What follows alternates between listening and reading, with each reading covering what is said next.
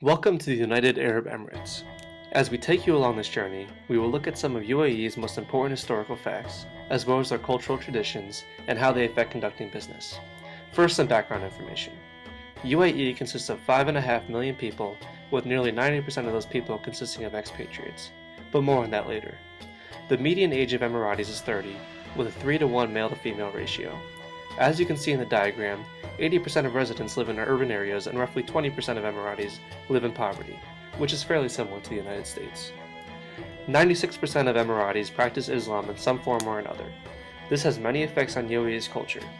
For example, Muslim tradition centers around the 5 pillars of Islam: profession of faith, prayer, fasting, charity, and pilgrimage. With a rigid code of beliefs, most Emiratis have high uncertainty avoidance. In addition, communal eating is a major part of Islamic tradition, which creates a collectivist culture around the faith and within the country. Despite following rigid behaviors, most Emiratis are polychromatic with time, meaning deadlines are not perceived as strict and most Emiratis do not strictly plan out their daily schedules. Finally, with a country that has a 3-to-1 male to female ratio and a demographic mostly centered around the business world, this culture has a high power distance. Please save your questions for the end of the trip, as we will discuss these cultural habits in more depth later. Now for a bit of geography. Can anyone point UAE out on this map of the Middle East? Didn't think so.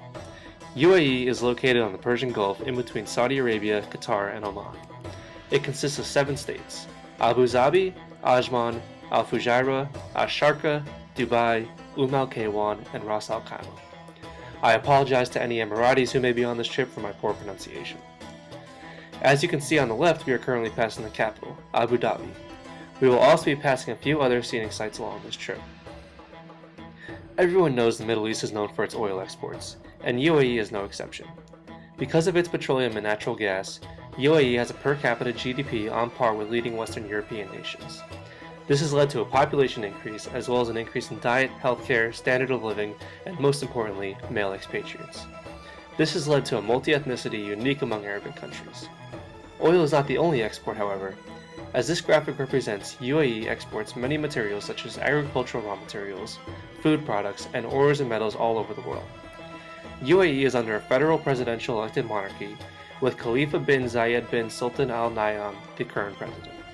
The government consists of the Federal National Council, which consists of 40 members representing all 7 states, and the Federal Supreme Council, which has 7 members, 1 from each state. The FSC is responsible for establishing policies and sanctions, and also elects the president every 5 years from within the council. Political parties are forbidden, however. In addition, only 8% of parliament seats are held by women in this male-dominated society, whereas the global average is roughly around 17%. And now we will continue looking at some more facts about UAE. Now we're going to learn a little about the history of the United Arab Emirates. History of the UAE begins in 630 AD. 2 factors really attracted people to come to this region. These included Islam and trade. The Gulf is situated between Europe and Asia, making it ideal for merchants. Eventually, activities were concentrated in Abu Dhabi, and the city became a major hub. Now we're going to fast forward thousands of years to the 1800s. The region began to strengthen ties with a more developed region, the United Kingdom. A sort of treaty was created between the 2 regions. The agreement stated Great Britain would protect the area in return for only conducting deals with the UK. Under this agreement, the area became known as the Trucial States.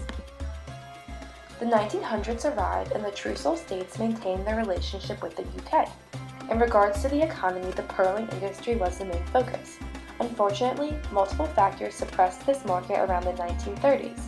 This is about the time when the search for oil began. 20 years later, oil is found, and in 1962 it is exported for the first time from Abu Dhabi. Great political strides were also made in the 1900s. Sheikh Zayed bin Sultan Al Nahyan, who had ruled Dubai since 1966, helped organize the UAE when the British withdrew their support in 1968. So finally, the UAE is established in 1971. In the late 1900s, the UAE began to resemble a more modern-day country. Events such as a coup attempt in Sharjah and an island dispute with Iran represent the initial struggles of the UAE. Other achievements were made in the early 2000s, such as a national election. In addition, there has been a huge focus on economic development. Which leads into my next topic of the UAE's economy. The UAE has an open economy and encourages business and trade. Some quick facts about the UAE in comparison to the US are: the UAE has its own currency called the dirham. Its economy is 402.3 billion US dollars. In relation to the United States, the UAE's economy is about 1/400th of the size. It has a low unemployment rate, less than half the rate in the US. Unlike the US, the UAE has a positive balance of trade. One of the most important aspects of the UAE economy is oil. As talked about before, the UAE has a large portion of the world's reserves. It has made the country one of the richest. Unfortunately, outsiders sometimes view this as a negative. What if the oil supply runs out? The UAE has responded by making a huge effort to diversify their assets. Important emerging sectors include the airline industry, tourism, and architecture. In addition, they have created free trade zones, which attract foreign investors with no taxes and other benefits. It is also important to remember that the UAE is comprised of 7 emirates. Although common factors such as religion and culture tie the emirates together, the economy varies slightly from one emirate to another. For example, Dubai has a stronger focus on tourism, as demonstrated by the creation of the Burj Khalifa and the Palm Islands. Qatar focuses on foreign investment, as shown by their contributions to city center DC. The UAE has a complex economy, and this information is just a drop in the bucket. But for the sake of time, let's move on to the Emirati culture. The United Arab Emirates are a very different entity than the United States, according to Hofstede's model. The UAE has very high levels of power distance, collectivism, and uncertainty avoidance. The Emiratis' tendency to avoid uncertainty plays a big role in their culture. People are more likely to respect rules and regulations and value people who are seen as experts. As a high uncertainty avoidance culture, Emiratis will be more adverse to risk and ambiguity. An example of high uncertainty avoidance in daily lives can be seen in the traditional practice of arranged marriage within the UAE. It is customary for the mothers of a young man and woman to meet before marriage is arranged. If the mothers think the pair would be a good match, the fathers will meet next, and eventually the 2 young adults can decide if they want to go through with the marriage or not. By having both families involved in the decision, the hope is that the mutual agreement from both sides will result in a long, successful marriage. Collectivism is another fundamental dimension of the Emirati culture. Collectivist cultures value the in-group over the individual. Relationships take priority over specific tasks or projects, and it is more important to maintain cohesion within the group than to confront conflict. The UAE is a very religious culture, and collective prayer occurs multiple times throughout a normal day, as well as in special religious ceremonies. A good example of collectivism in the UAE is the traditional Islamic naming ceremony for a newborn, called Aqiqah.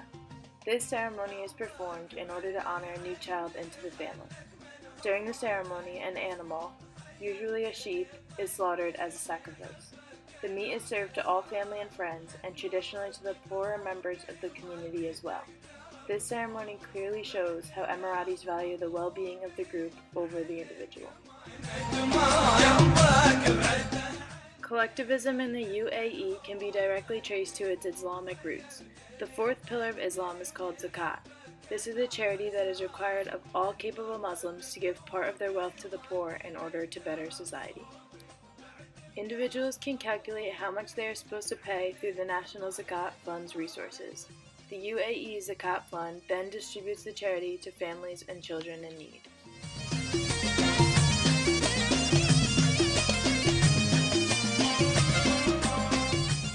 The UAE also has a slightly higher masculinity score than the United States does. Although the workplace is progressive in places like Abu Dhabi and Dubai, women also partake in more traditional roles. For example, polygamy is practiced in some communities in the UAE. Additionally, women and children normally cook for the men of the household. As a culture, Emiratis are very respectful of status and authority. The citizens who have less power are dependent on those who do. A divide of social classes and power can be seen when looking at the typical homes of a UAE citizen versus extravagant structures like the Presidential Palace in Abu Dhabi.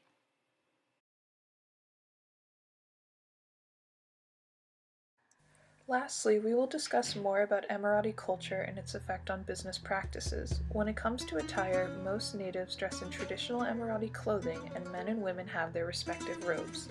The modesty of personal attire is very important in the UAE. Men and women should wear non-revealing clothes that cover the shoulders, arms, and legs. To reveal skin is considered offensive to locals and insensitive to Emirati tradition and culture. Visitors of the UAE are expected to respect these traditions. The user account at UAE Dress Code was launched by two Emirati women with the aim of educating, rather than enforcing, proper dress by visitors. This is especially important in places such as Dubai, which hosts millions of visitors each year.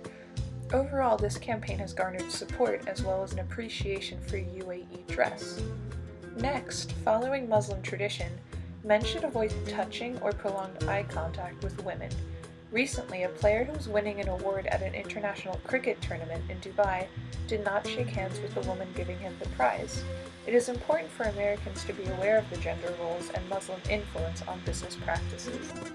When doing business in the UAE, handshakes are always used and can last a long time. For a man introduced to a woman, it is advisable to wait and see if a hand is extended. Particularly in public, Muslim women are unlikely to shake a man's hand. An American woman introduced to a Muslim man might also wait to see if he offers his hand. This rule applies no matter your status, as many Muslim male leaders do not shake hands with First Lady Michelle Obama. The right hand is always used, as the left hand is considered unclean and reserved for bodily hygiene and Muslim culture. In the UAE, it is an expectation to show respect and courtesy to elders. When young men are in an elder's presence, they are expected to listen more and speak less. According to transparency.org, the UAE received a score of 70 on a scale of 0 to 100, with 0 meaning highly corrupt and 100 meaning very clean. The UAE is the least corrupt nation in the Arab world, according to these results. However, they still do appreciate gifts and consider it a very meaningful action. It would be appropriate, although not expected, to present a small gift or token to an individual to whom one is being introduced. Next, it is important for Americans to know that it is never appropriate to ask about a man's wife or daughter. You may ask about family or health, but never specifically about female members. This is considered extremely private. Finally, Emiratis use titles, which goes along with their high power distance as previously mentioned. For instance, if someone is named John, in the UAE they would be called Mr. John. Knowing this is vital to communicating properly with management in the UAE. Lastly, due to the UAE's collectivist society, motivation would need to be focused on what is best for a group, not just the individual. For example, work-life balance is the most motivating factor for employees in the UAE. The desire to be able to spend time at home with family, not all day at the office, is their main driver. Thank you for taking this journey to the United Arab Emirates with us, and we hope you have a new understanding of its rich history, politics, economy, culture, and business practices.